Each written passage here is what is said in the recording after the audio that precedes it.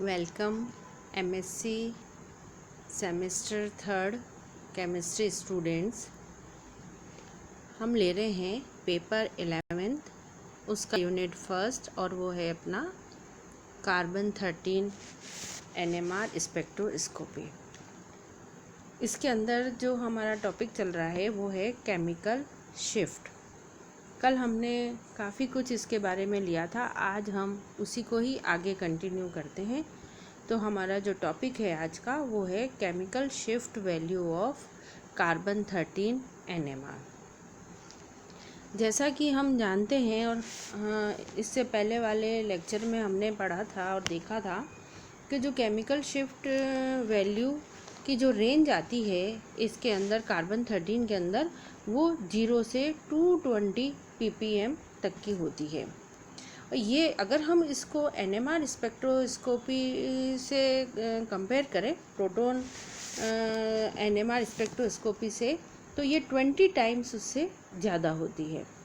और proton NMR spectroscopy में और इस कार्बन 13 एनएमआर स्पेक्ट्रोस्कोपी दोनों के अंदर जो रेफरेंस स्टैंडर्ड हम लेते हैं वो टीएमएस ही लेते हैं। दोनों के अंदर टेट्रामिथाइल सिलेन को ही लिया जाता है और उसकी जो डेल्टा की वैल्यू होती है वो 0 होती है। यहाँ पे हमने ये स्केल ली है और इसको स्केल से बताया है कि कार्बन 13 के अंदर किस तरीके से ये वैल्यूज़ आती हैं।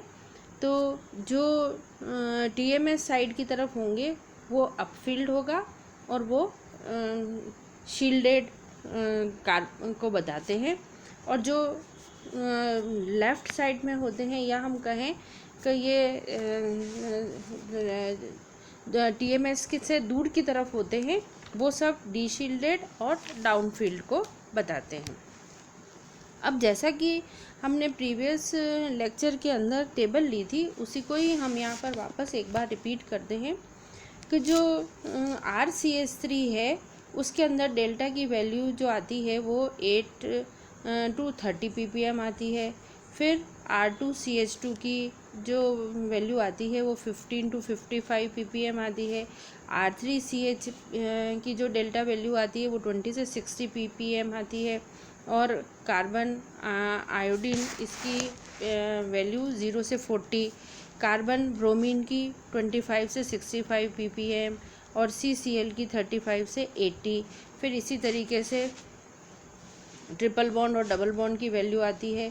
फिर बेंजीन की 110 से 155 और लास्ट में एल्डिहाइड और कीटोन आते हैं और उनकी जो वैल्यू आती है वो 185 से 220 ppm के बीच में होती है। ये हमने एक टेबल ली थी और उसके अंदर और भी जो ग्रुप्स हैं उन सब के बारे में हमने बताया था। तो ये मेन हमने यहाँ पर ली है कि किस तरीके से ये टीएमएस से और इनकी वैल्यू कंपेयर होती है और ये कैसे इससे दूर होते चले जाते हैं और इनकी जो वैल्यू आती है वो डाउन फील्ड की तरफ ज़्यादा आती है।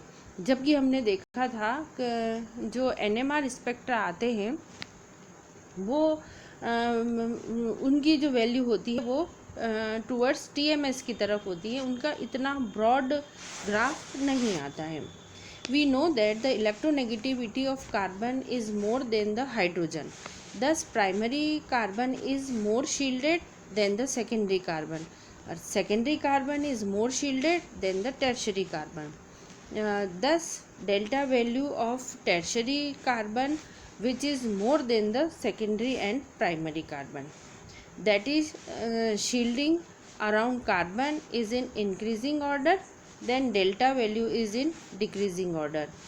अगर हम इसके इस इलेक्ट्रोनेगेटिविटी, जैसा कि हमने यहाँ पर कार्बन ब्रोमीन कार्बन क्लोरीन ये भी लिए हैं, इलेक्ट्रोनेगेटिविटी के हिसाब से देखें तो electronegativity decrease, delta value is also decrease. ये हमने एक वैल्यूज़ लेके और इसको समझाया और इसकी एक टेबल होती है और उस टेबल के हिसाब हमको कुछ इस तरीके के ग्रुप के डेल्टा वैल्यू थोड़ा ध्यान में रखना ज़रूरी है ताकि हम स्पेक्ट्रा को रीड कर सकें। अब हम इसके अंदर लेते हैं कि जो सिग्नल्स आते हैं वो कैसे आते हैं और सिग्नल को कैसे रीड किया जाता है। तो number of equivalent set of carbon present in the sample, तो जितने इक्विवेलेंट सेट होते हैं कार्बन के और वो प्रेजेंट होते हैं उस सैंपल में, वो सब एक ही सिग्नल देंगे, क्योंकि उन सब का अगर एनवायरनमेंट एक है तो वो पूरा का पूरा जो सेट है वो एक सिग्नल देगा। जैसे अगर हम इसको उदाहरण लें और उदाहरण से समझें, तो यहाँ पे फर्स्ट एग्जाम्पल हमने लिया है और वो एग्जाम्पल है इसका प्रोपेन का।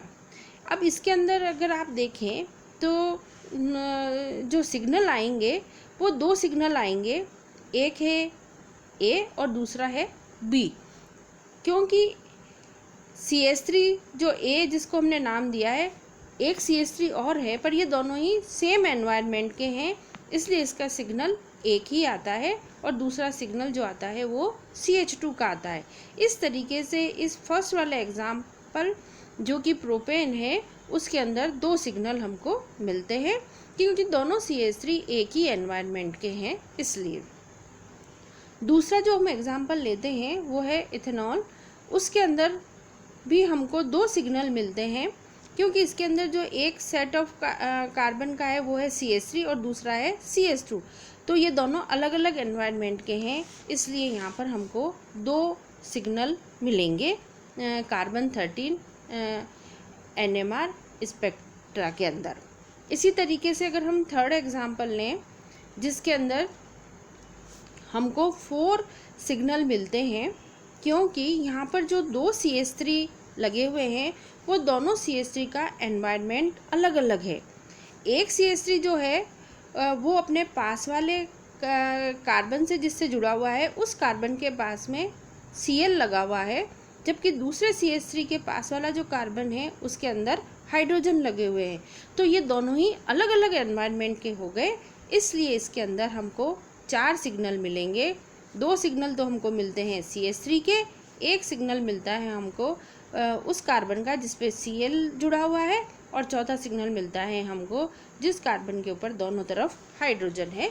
तो इस तरीके से ये 3 एग्जाम्पल हमने लिए तो कैसे हमें कार्बन 13 के अंदर सिग्नल प्राप्त होते हैं।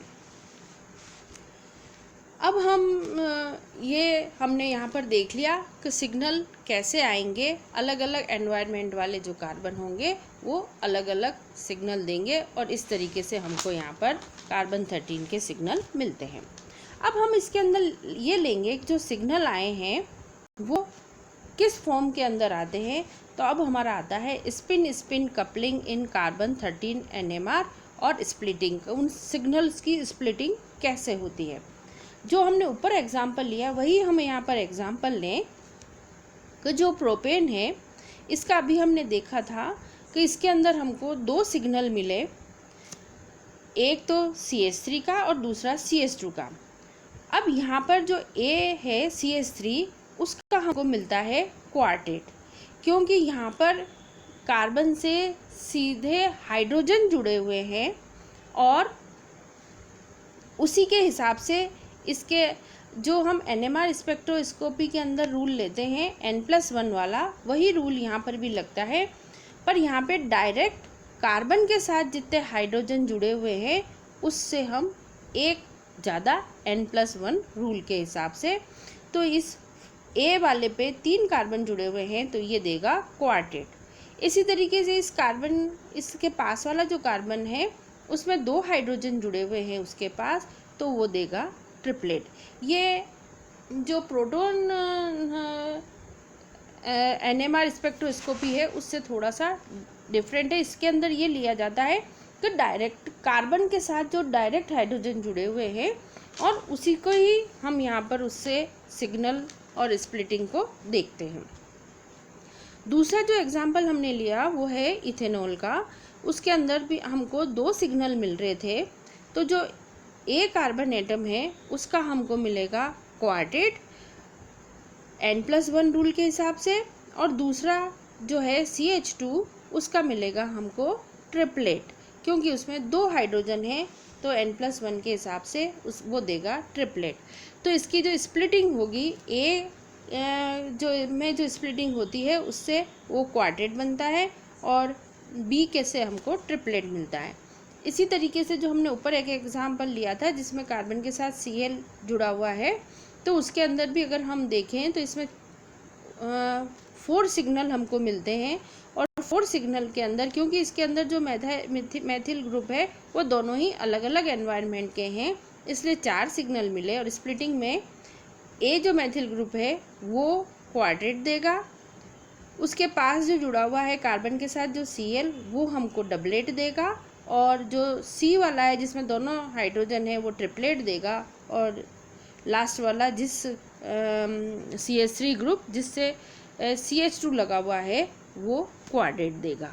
तो इस तरीके से इसकी स्प्लिटिंग होती है और सिग्नल मिलते हैं। तो कोई भी कंपाउंड हो उसका हम ये देखते हैं कि वो किस एनवायरनमेंट में है और उसके बाद में उस पर ये कैसे उसकी स्प्लिटिंग होती है, ये देख के ही हम कोई भी कार्बन 13 का स्पेक्ट्रा रीड कर सकते हैं।